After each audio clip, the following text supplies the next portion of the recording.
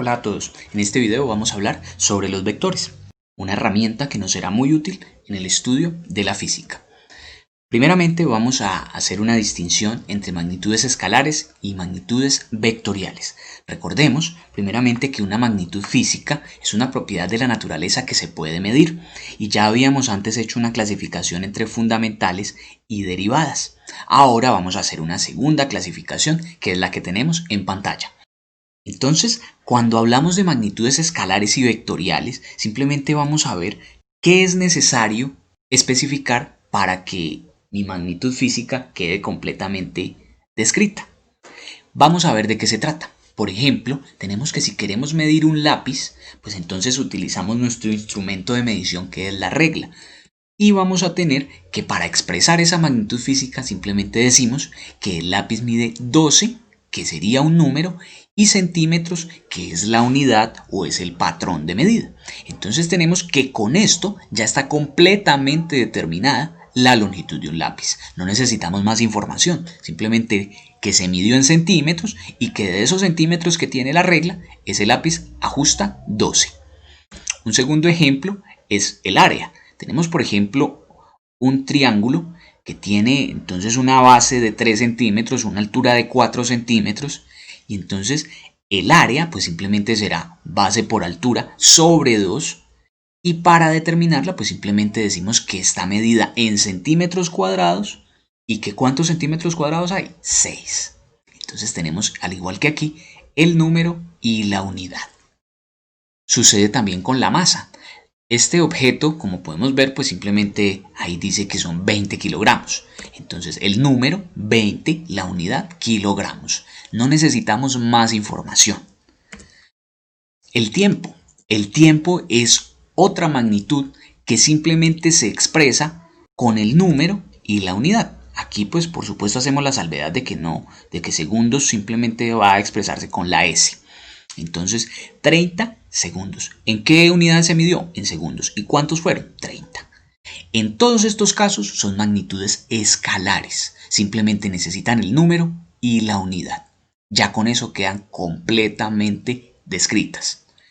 Sin embargo, existen magnitudes que requieren más información. Veamos de qué se trata. Por ejemplo, un auto, cuando viaja por una carretera, podemos especificar su velocidad y entonces algunos simplemente dirán el auto va a 80 km por hora, el número y la unidad, al igual que acá.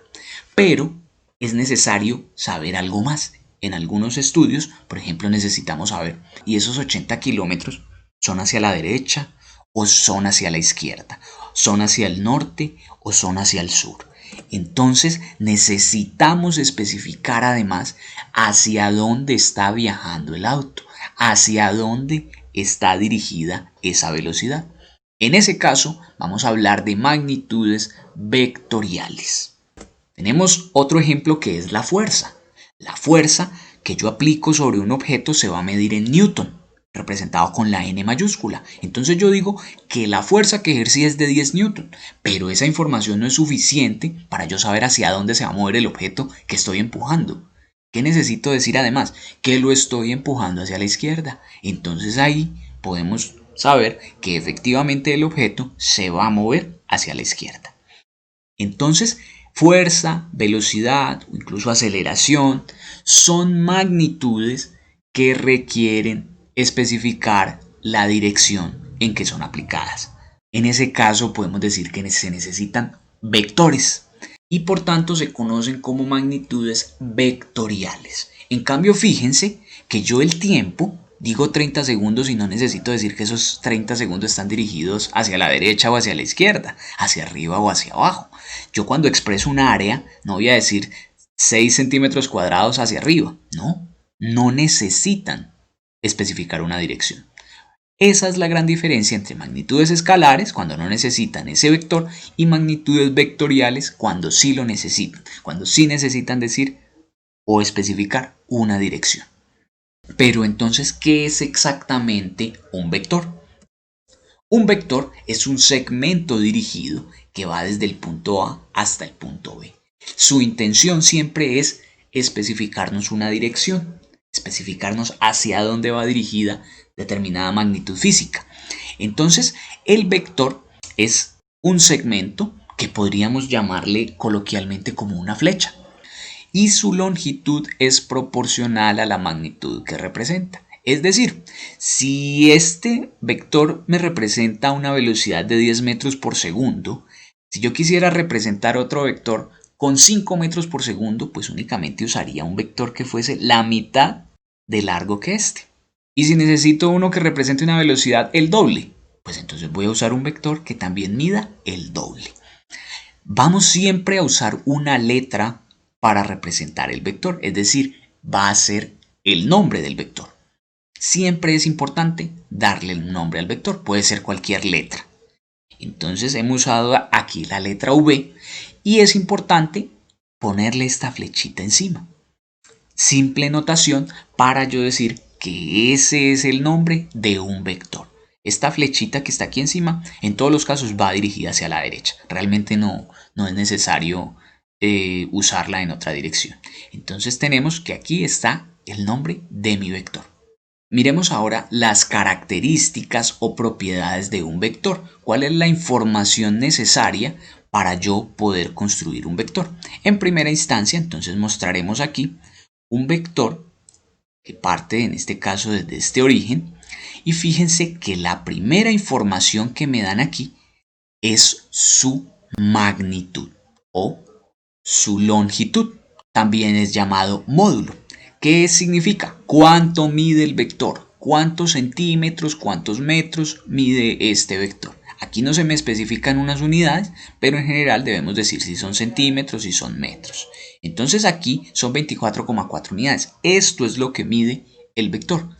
Si yo lo ubico hasta acá, pues entonces tengo que su magnitud es de 44,7 unidades. Por ejemplo, si lo pongo hacia acá, ya sé que son 40 unidades. Lo pongo por aquí, 20 unidades. ¿Cuánto mide el vector? ¿Cuál es la longitud del vector? Es necesario esta información para yo poder expresar mi vector. Ahora bien, si a mí me dicen que el vector tiene 20 unidades, yo no tengo la suficiente información para dibujarlo. ¿Por qué? Porque perfectamente lo podría dibujar así, pero también lo podría dibujar así. Y sigue siendo un vector de 20 unidades. Incluso lo puedo dibujar así, sigue siendo un vector de 20 unidades. Cualquiera es válido porque no me han dado la suficiente información. ¿Qué dato es necesario además de la magnitud? Debemos decir el ángulo que tiene el vector, es decir, la dirección. Esta va a ser una segunda propiedad muy importante para yo poder determinar mi vector. Entonces tengo que la dirección va a ser el ángulo medido desde este eje horizontal hasta el vector, medido en sentido antihorario, es decir, en sentido contrario al movimiento de las manecillas del reloj. Recuerden que las manecillas como tal van moviéndose en este sentido, entonces vamos a medir ese ángulo en sentido opuesto. Entonces tenemos que ahora sí yo soy capaz de dibujar el vector con estos dos datos. Ya me pueden decir entonces que es un vector con magnitud de 20 unidades y que además tiene una dirección de 53,1 grados. Entonces perfectamente podemos dibujar el vector. Este tiene 20 unidades, pero el ángulo formado es 0. Su dirección es 0. Este también tiene 20 unidades, pero la dirección es 90 grados. Ahora, si yo lo llevo hasta acá, ¿qué tenemos? 20 unidades, pero el ángulo es de 180 grados. Entonces esos van a ser los dos datos necesarios para yo poder identificar el vector. Sin embargo, en el trabajo con vectores hay una tercera propiedad que también es relevante y es el sentido.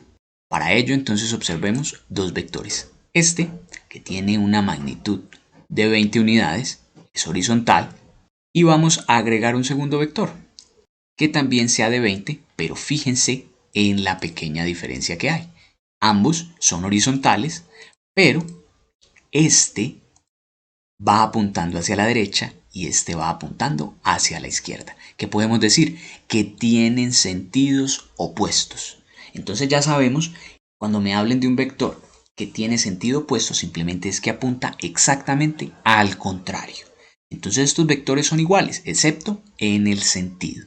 Fíjense entonces que mientras este ángulo es 0, este ángulo es 180 grados. Muy bien, en el siguiente video los invito a que revisemos cómo podemos dibujar vectores a partir de la información de magnitud y de dirección.